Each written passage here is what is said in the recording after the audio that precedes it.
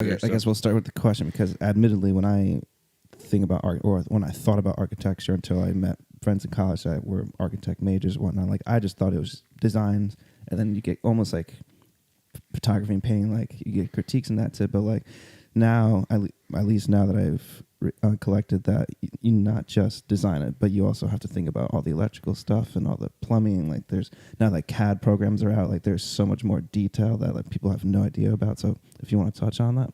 Yeah, I mean, I think that's right. The first part about when you're in school, you're sort of learning. In many cases, you're learning how to learn. It's not necessarily about the thing that you're actually studying. It's like how you position yourself to be able to receive information, process it, and then put it back out in the world through your lens. So regardless of what your creative field is, it's like you are you're a catalyst. You just kind of like start things moving. With architecture, I think it's more.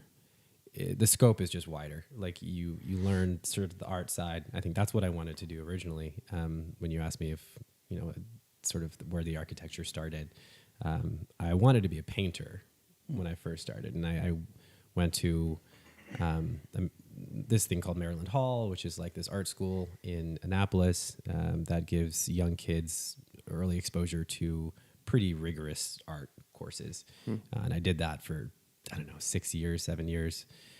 So by the time I hit high school, I was pretty well established in the kind of local art community.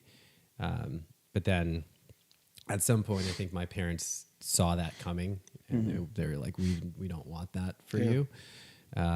Which, for better or for worse, I don't regret anything that I've done. I often think about how my life would be different had I pursued that path.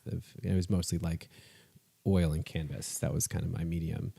But yeah, so after doing that for so long, you kind of learn the steps of the creative process, which you can copy paste those to almost any creative industry. I mean, the process of like charretting or iterating is the same idea over and over again until you hit something that you think feels right. I mean, with photography, you kind of have the ability to line them all up. Yeah. So you see your, all of your shots sort of in concert, and then you can choose like, this is the benefit of this one, or this is how I shot this, and maybe I could use that same strategy for a different shoot. And also kind of what you're talking about, because there are developmental stages when you're done with the photo. Yeah, absolutely. Yeah.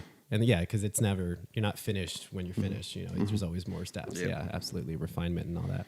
Yeah, it's the same. It's the same thing. I think when you're in school, you're learning how that process works, and then because one thing I think is lacking in architecture schools, you don't really get like, this is the real world kind of exposure. I think that's for anything. And yeah, quite frankly. But it matters. It matters so much in our discipline, mostly because there are so many skills that are super necessary to learn, like the business side and finance and all of that stuff that they don't touch. Mostly because there already isn't enough time to learn all the stuff you need to learn before you get out into the real world.